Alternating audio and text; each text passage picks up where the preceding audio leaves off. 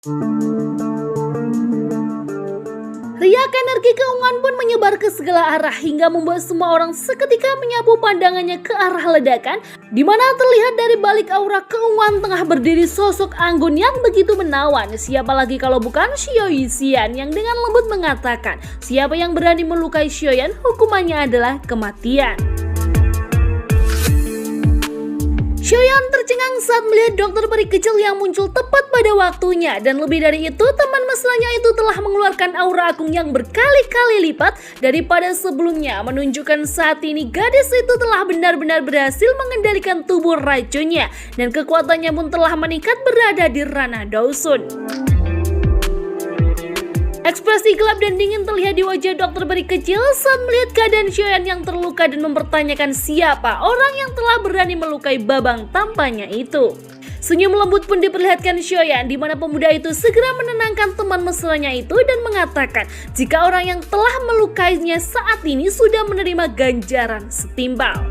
Sebelum kemudian Xiaoyan balik bertanya mengenai tubuh beracunnya, apakah telah berhasil dikendalikan sepenuhnya. Dokter peri kecil pun segera mengangguk penuh kegembiraan, di mana gadis itu benar-benar sama sekali tak akan pernah menyangka jika tubuh beracun yang selama bertahun-tahun telah mengganggunya akhirnya sepenuhnya berhasil dia kendalikan, dan bahkan saat ini menjadi sebuah senjata yang mematikan. Sementara itu ekspresi King Hai mendadak menjadi suram saat melihat bocah ingusan seperti Xiaoyan ternyata memiliki pengawalan dua orang tingkat Daosun. Sebelum dengan nada tinggi King Hai memperingatkan dokter peri kecil agar tidak ikut campur terlalu jauh dalam masalah ini kalau tak mau berurusan dengan aula jiwa. Namun ancaman ini sama sekali tak membuat dokter peri kecil gentar sedikit pun dengan mengatakan jika dirinya tak pernah takut dengan aula jiwa, dan mempertegas pertanyaannya bahwa faksi apapun dan siapapun orangnya yang berani menyentuh babang tampannya, maka dokter peri kecil tak segan untuk membabat habis semuanya. Merasa dipermalukan oleh perkataan dokter peri kecil, King Hai pun segera memerintahkan para kerucil-kerucil bawahnya untuk segera menyerang Xiaoyan. Sementara dirinya akan menjajal sejauh mana kemampuan dokter peri kecil yang secara terang-terangan telah berani menantang aula jiwa. Mendapat perintah King Hai, segera seorang ahli Daosung bernama Ganda melesat bersama 8 ahli lain dari aula jiwa ke arah Xiaoyan dan mengeroyoknya beramai-ramai. Meskipun sebenarnya kekuatan mereka tidak sebesar Tianse, namun Xiaoyan mulai kewalahan menghadapi mereka semua karena kondisi Xiaoyan saat ini sudah begitu kelelahan setelah pertarungan sebelumnya, hingga membuat dokter peri kecil dengan begitu cepat mengeluarkan kabut abu-abu dan menyelimutkan ke tubuh Xiaoyan, di mana kabut abu-abu itu mengandung racun mematikan sehingga Ganda dan yang lainnya pun tak berani melakukan apapun untuk berkontak langsung dengan Xiaoyan.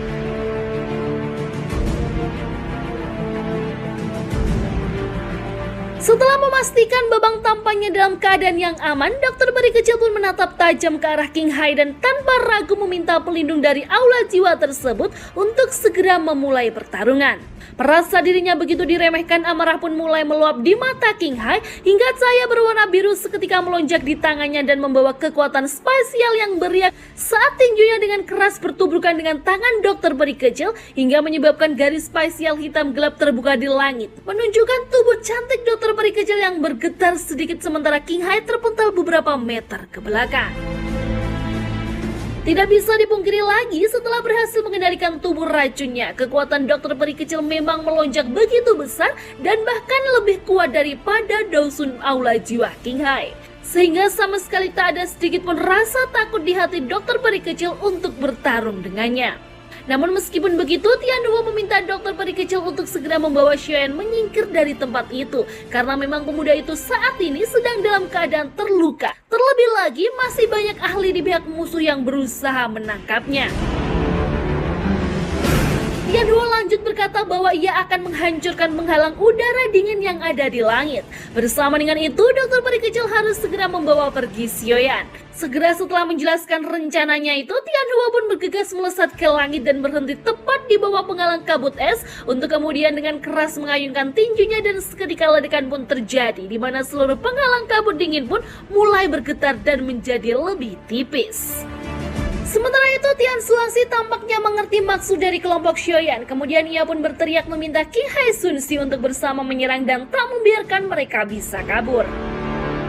Di sisi lain, dokter peri kecil segera melesat untuk melindungi Tianhuo. Kemudian ia pun melambaikan tangannya dan seketika uap racun abu-abu pun menyebar hingga menciptakan sebuah penghalang yang menghentikan pergerakan dari King Hai dan Tian Xuangxi. Sementara itu, Tianhuo sekali lagi melepaskan pukulan yang begitu keras untuk menghancurkan kubah penghalang udara yang diciptakan oleh lembah sungai es. Setelah beberapa hantaman pukulan, akhirnya penghalang itu pun pecah. Dengan cepat Tianhuo pun melirik ke arah Xiaoyan dan dokter peri kecil, kemudian mengajak mereka semua untuk segera pergi. Namun tepat ketika ketiganya hendak melarikan diri, tiba-tiba saja sebuah suara terdengar dari dalam ruang yang terdistorsi memunculkan sebuah tangga es hitam pudar serta sesosok pria muda berjubah putih terlihat turun dari sana yang ternyata sosok tersebut tak lain adalah Bing He, sang kepala lembah sungai es. Saat setelah kemunculan Bing He, seluruh tatapan mata pun tertuju padanya, tak terkecuali dengan Tian Xuangxi. Berikut pasukannya yang langsung membungkuk untuk memberikan salam penghormatan baginya. Bahkan seorang King Hai yang merupakan ahli Daosun dari Aula Jiwa juga buru-buru menangkupkan kedua tangannya pada sosok Bing He sebelum mewanti-wanti kepala lembah sungai es itu agar jangan pernah berani menyenggol Xiaoyan karena pemuda itu sudah menjadi incaran kepala Aula Jiwa sejak lama. Ketertarikan Bing He atas sosok Xiaoyan pun seketika melonjak sesaat setelah mendengar perkataan ini. Bing He memahami betul jika sosok yang menjadi incaran dari faksi sekuat Aula Jiwa jelaslah bukan seorang yang biasa-biasa saja. Dan pastinya ada bakat tersembunyi dalam sosok tersebut. Namun ketertarikannya ini harus segera dilupakan saat Bing He kembali mengingat sosok kepala Aula Jiwa yang bahkan membuatnya sangat takut untuk berurusan dengannya. Sementara itu kegelisahan nampak menyelimuti wajah Xiaoyan. Bagaimana pemuda itu bisa merasakan jika kekuatan sosok kepala lembah sungai es itu benar-benar besar. Bahkan kekuatannya bisa disetarakan dengan tangseng kepala dari lembah api berkobar. Sekalipun dokter peri kecil dan Tianhuo menyatukan kekuatan untuk menghadapinya, Xiaoyan masih tidak cukup yakin keduanya bisa mengalahkan sosok Bing He Zunzi. Meski dokter peri kecil sendiri juga bisa merasakan kesenjangan kekuatannya dengan Bing He terpaut cukup besar, namun gadis itu sama sekali tak merasa sedikit pun gentar dan meminta Tianhuo untuk segera membawa pergi Xiaoyan, sementara dirinya akan sebisa mungkin untuk menahan Bing He di tempat itu. Tanpa menunda lebih banyak waktu lagi, dokter peri kecil segera mengeluarkan uap racun mematikan dari telapak tangannya sebelum kemudian memadatkannya menjadi banyak tombak beracun hingga menyebabkan udara di sekitarnya menjadi terdistorsi. Melihat serangan yang disiapkan oleh dokter peri kecil, Bing He pun terlihat sedikit menyunggingkan bibirnya penuh keremeh-temehan. Sebelum kemudian tombak racun pun seketika dilesatkan dokter peri kecil untuk menargetkan jantung Bing He. Namun bukannya segera menghindar dari serangan mematikan ini, Bing He justru tersenyum dan menarik nafas dari mulutnya sebelum kemudian memancarkan kekuatan hisap dan malah menyedot uap racun yang menyedihkan ke dalam tubuhnya. Satu hal yang membuat dokter peri kecil sangat terkejut adalah sesaat setelah menghisap uap racun darinya, aura yang dipancarkan tubuh Bing He justru malah semakin kuat. Dari sini dokter peri kecil pun akhirnya menyadari jika ternyata Bing He memiliki tubuh racun buatan, maka tak heran jika selama ini kepala lembah sungai es itu sangat menginginkan tubuh racun murni miliknya yang ternyata akan digunakan untuk menyempurnakan tubuh racun buatannya itu.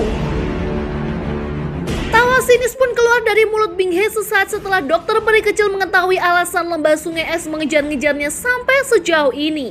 Hingga kemudian Bing He pun terlihat menggosok bunga salju berwarna hitam yang ada di antara alisnya, di mana sesaat kemudian kepingan salju yang mendesis di sekelilingnya langsung berubah menghitam. Dan dengan kejam Bing He menembaknya ke arah Xiaoyan dari segala arah. Ekspresi dokter peri kecil dan Tianhuo Zunzi sedikit berubah penuh kewaspadaan ketika melihat Bing He Zunzi melepaskan serangan. Keduanya pun segera memberikan perlindungan bagi Xiaoyan dan segera melonjakkan doki yang perkasa dari tubuhnya sebagai pertahanan diri.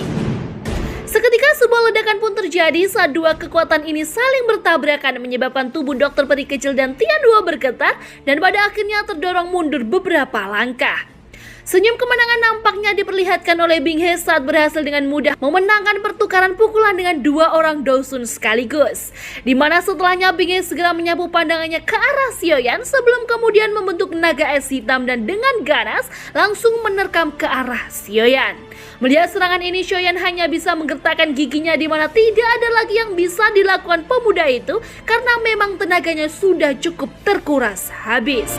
Namun sesaat sebelum naga hitam itu benar-benar melumat Shoyan, tiba-tiba ruang di depannya terdistorsi dan tanpa tahu dari mana datangnya, dua orang tersebut telah berdiri tepat di hadapan Shoyan dan segera melambaikan tangannya untuk kemudian menghancurkan naga hitam buatan Binghe menjadi ketiadaan. Belum sampai Binghe Sunsi memahami apa yang terjadi, kepala lembah sungai es itu dikagetkan dengan sebuah suara lembut dan indah mengaung di cakrawala mengudarakan ancaman kepada Binghe, di mana apabila berani sampai menyentuh atau bahkan membuat Shoyan terluka, maka lembah sungai es dipastikan akan menghilang dari dataran tengah. Perasaan tak biasa pun segera menyelimuti hati Shoyan sesaat setelah suara itu terdengar di telinganya. Bagaimana pemuda itu benar-benar memiliki keakraban yang mendalam dengan suara lembut ini.